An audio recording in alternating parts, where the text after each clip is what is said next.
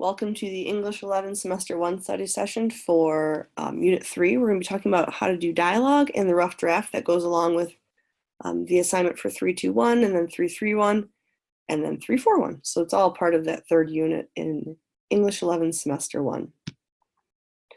The essential questions we're going to be looking at today are: what are the narrative techniques you should focus on?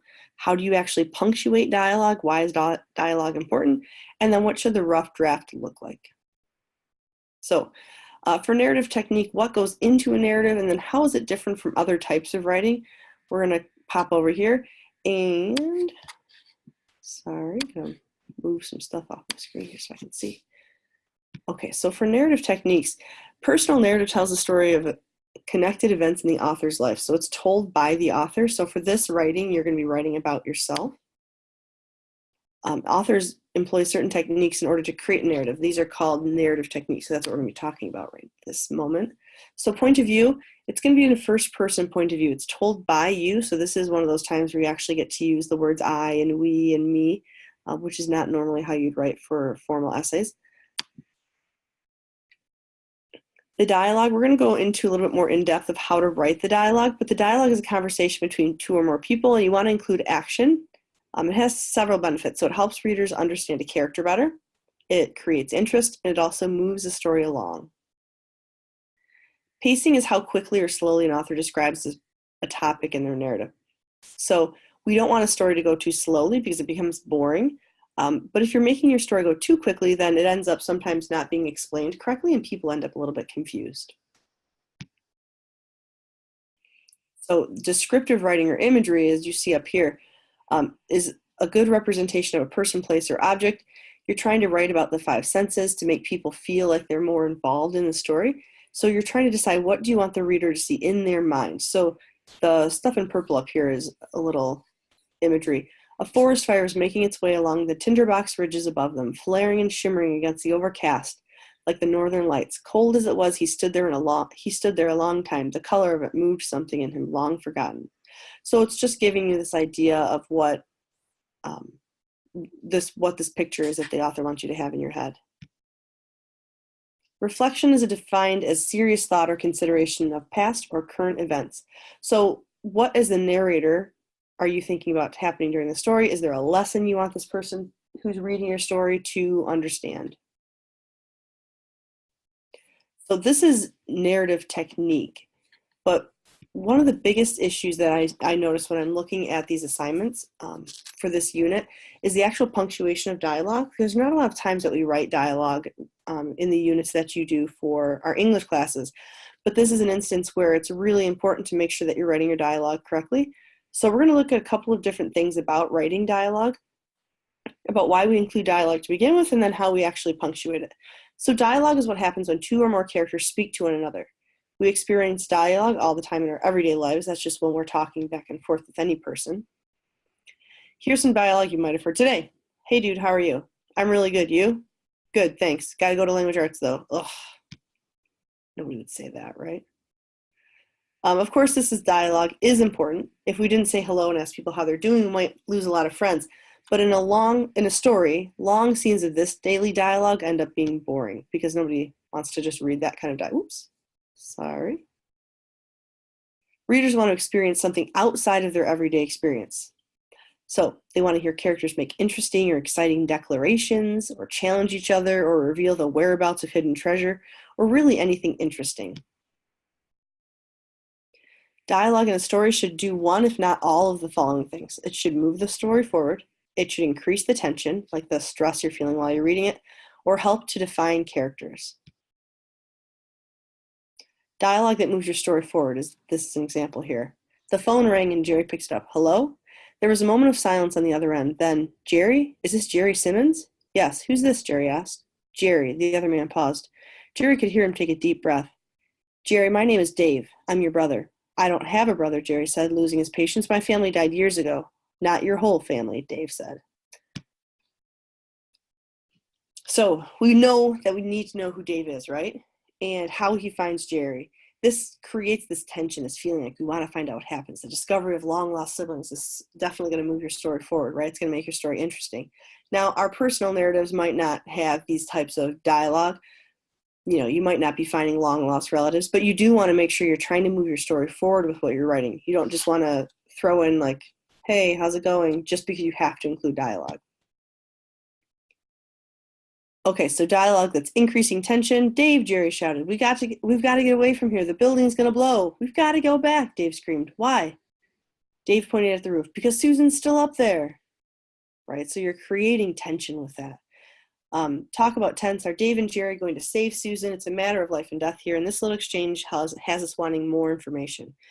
The other thing I want to include here is that you are really including action and explaining things as the dialogue's happening. So it's not just going to say like, Dave says this, Jerry says this.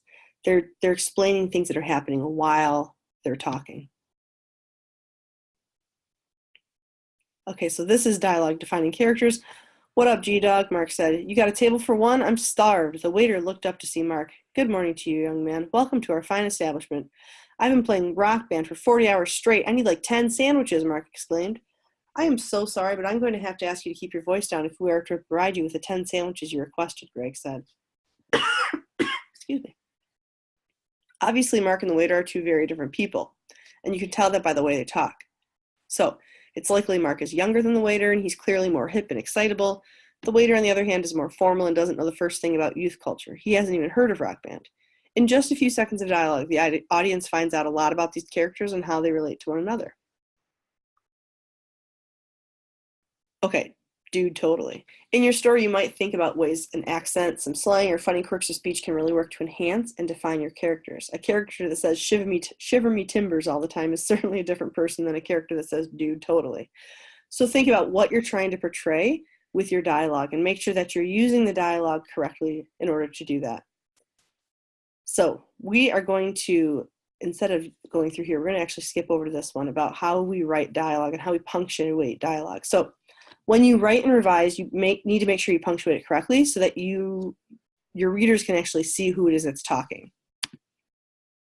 So use a comma to set off the speaker's tag. He said, or she said, or whatever, from the beginning of the quotation. So you're going to place the comma inside the closing quotation marks when the speaker tag follows the quotation. So, for example, this is the tag right here. Harry said, comma, come on, Ray, it'll be fun. And the words that are being said are in quotation marks, right? You don't just put Harry, colon, come on, Ray, it'll be fun, right? You have to put the tag. So Harry said, come on, it'll be fun. If you have the tag at the end, you put the comma after the quotation marks. So, quote, let's go, comma, quote, Gilda said. Use quotation marks around each part of a divided quotation. So remember to set off the speaker's tag with commas. And again, this is the speaker's tag in the middle where it's saying who's talking. If you have the speaker's tag in the middle of a quote, you have to put quotation marks around this two sections. So quote, I'm not sure, quote, said Ray, quote, that I feel like it, quote. And notice that there's a comma here and a comma here because you have to make sure that you're separating the tag from the actual quote with commas. Place a question mark or an exclamation point inside the quotation marks when it's part of the quotation. So when will we be back is a question, right? That's the actual quote and it's a question, so you're putting it inside the quote. Or hooray, exclamation point, that's part of the quote too, so you're putting it inside the quote marks. Place a question mark or an exclamation point outside the quote marks when it's not part of the quote. So did I hear Ray say, okay, question mark? You are asking the question, did I hear this, right? Ray is not saying okay question as a question. He's just saying the word okay. And the same, I can't believe you said okay, and you can't believe he said okay, so you're exclaiming that. He has not exclaimed that. And then anytime you start a new person talking, you have to start a new paragraph. So whenever you're moving from one speaker to another, so you have to indent by hitting tab, and then you start your new quote. How long a hike is it? Ray asked. I don't know whether I have the energy. New person's talking, so you tab again. I think, said Iris, that it's about 7 miles to the top. So that is how we want to punctuate our dialogue, which is really important because that is something that we notice a lot. So you definitely want to have the quotation marks around the words that people are saying. You want to include the punctuation marks correctly. You need the identification tag so that person who's reading your paper knows who's talking. And you always want to start a new paragraph anytime that there's a new person talking. I don't think I said this at the beginning. My name is Leslie Farrington, and my email address right here, leslie.farrington@graduationalliance.com. So you can always send me a chat message if you have questions about anything with our English classes, or you can shoot me an email. So going over to the rough draft assignment, which is 3.4.1, main issues that I see with this assignment is that it needs to be 5 paragraphs. A lot of people at the very beginning of this one turned it in as 1 paragraph, and then I have to send it back and they return it to me. But you'll save yourself a little bit of time if you go for 5 paragraphs right from the beginning. It is obviously going to be written about yourself because it's a personal narrative. So this is about a time that you have failed, and right there, topic, describe a time you failed. But make sure that you're writing about yourself. It does not have to be like a deeply personal thing. If you'd rather make it a little bit more of a surface thing, that's okay too. But the idea is just to think about a time that you personally have failed, and you're going to write from there. The rubric right here is showing you the things that you're looking at that you're getting points for. So I put this up here because a lot of times when I see the first rough draft come through, people forget to include the dialogue. So I just wanted to show you that if you don't include your dialogue, it takes this second section down from where an A is exceeding that your dialogue's included, it's engaging, and it's punctuated correctly. This is where it's included, but there are errors in punctuation. If you don't include any dialogue, your rising action and your body paragraphs automatically go to the F part of your rubric.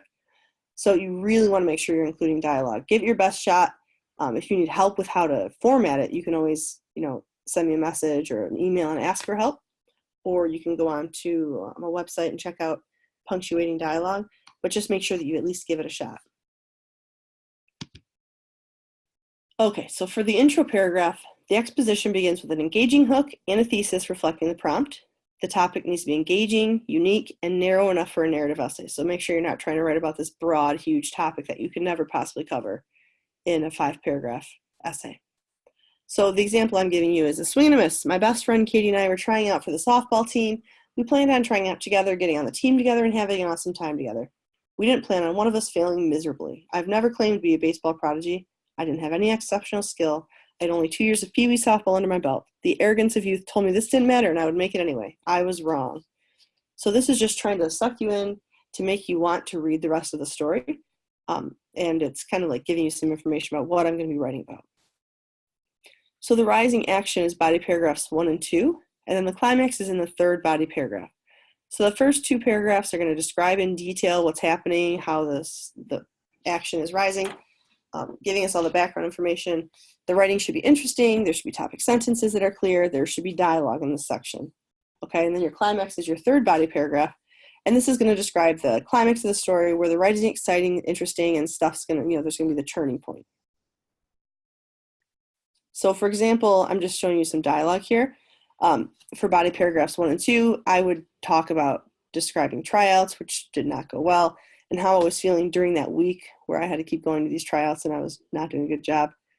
My dialogue personally would have been a conversation between my friend and I, as well as between the coach and I. This is how I would have formatted this.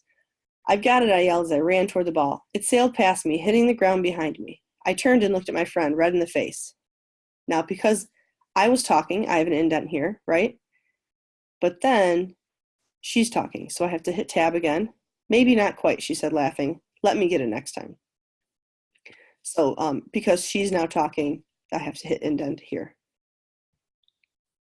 So for the 3rd body paragraph, I would describe the last day of tryouts and finding out that I didn't make the team, describing my feelings and frustration. What does it look like when I look at the list and didn't see my name? And then include that moment of failure. So I would try to use sensory details and descriptions when I'm doing that. And then your concluding paragraph, my example is, "After my humiliating experience not making the softball team, I didn't think I'd ever want to try out for anything again. Once I got past the sting of failure, I realized that I should take something from the experience. I decided that next year I was going to try out for a sport I actually liked. I worked hard practicing basketball, and when the time for tryouts came, I relied on my skills instead of my arrogance. Making a team never felt so good." So this is where you're including your lesson, like what did you learn from this experience? And I'm talking about the fact that I learned that, instead of just doing something with my friend, I should really be making sure that I'm doing something I wanted to do. So this would end up being 5 paragraphs. The dialogue makes it a little bit longer than 5 paragraphs because every time a new person talks, there's a new paragraph. but, 5 paragraphs as far as having the introduction, the 2 rising action paragraphs, the climax paragraph, and the conclusion. Okay, so if there are any questions, like I said, that you have for me, I am more than happy to answer them. So please send me any messages or questions that you have. I teach English 11 and 12 mostly. I also teach English 10. So, anything that you need to ask me, just let me know.